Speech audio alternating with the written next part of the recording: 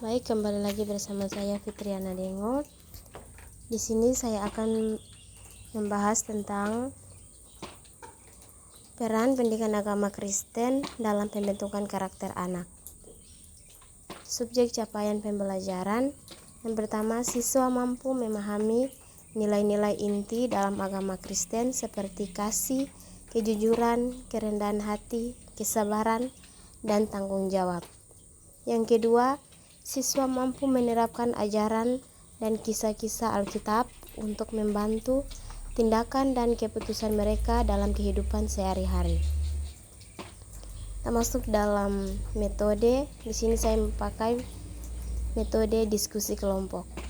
Diskusi kelompok adalah strategi pembelajaran di mana siswa dikelompokkan menjadi kelompok kecil dan didorong untuk berpartisipasi dalam pembicaraan terfokus topik tertentu. Melalui diskusi kelompok, siswa memiliki kesempatan untuk saling bertukar informasi, termasuk pada langkah-langkah. Langkah yang pertama yaitu tahap orientasi, langkah yang kedua tahap pelecakan, langkah yang ketiga tahap konfrontasi, langkah yang keempat tahap inquiry, langkah yang kelima tahap akomodasi, dan langkah terakhir tahap transfer. Termasuk pada tahap yang pertama yaitu orientasi. Di sini mengajak anak-anak pada konsep dasar pendidikan agama Kristen dan pentingnya pembentukan karakter yang baik. Yang pertama itu pengantar nilai-nilai Kristen seperti kasih, kejujuran, dan tanggung jawab. Kedua, cerita Alkitab yang mengabarkan karakter tokoh-tokoh yang baik seperti Yesus, Musa, dan Daud. Langkah yang kedua yaitu tahap pelacakan, mengidentifikasi nilai-nilai karakter yang sudah dimiliki oleh anak-anak dan yang perlu dikembangkan lebih lanjut. Refleksi diri dan diskusi kelompok tentang pengalaman pribadi, pertanyaan reflektif dan kuesioner tentang perilaku dan nilai-nilai pribadi. Langkah yang ketiga yaitu tahap konfrontasi, menghadapkan anak-anak pada situasi atau cerita yang membentangkan nilai-nilai mereka dan mendorong mereka untuk merenungkan tindakan yang benar. Bagaimana peran atau studi kasus yang menampilkan dilema moral, cerita dari Alkitab atau kehidupan nyata yang menuntut pemecahan masalah etis.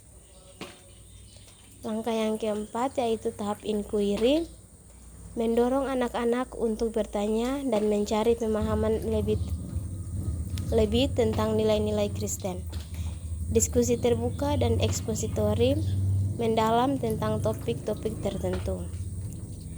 Alkitab, buku-buku tentang etika Kristen, dan sumber teologis lainnya. Diskusi kelompok, penelitian, dan presentasi. Langkah yang kelima yaitu tahap akomodasi, membantu anak-anak menyesuaikan perilaku dan sikap mereka sesuai dengan nilai-nilai Kristen yang telah dipelajari. Membuat rencana tindakan pribadi untuk mengimplementasikan nilai-nilai Kristen dalam kehidupan sehari-hari. Panduan praktis tentang penerapan nilai-nilai Kristen dalam berbagai situasi. Langkah yang terakhir adalah tahap transfer, memastikan bahwa nilai-nilai dan karakter yang telah dipelajari diterapkan dalam berbagai aspek kehidupan anak-anak. Evaluasi berkelanjutan dan pemberian umpan balik tentang perkembangan karakter anak. Tes atau penilaian serta catatan pengamatan. Sekian yang bisa saya paparkan mengenai strategi pembelajaran peningkatan kemampuan berpikir. Sekian dan terima kasih.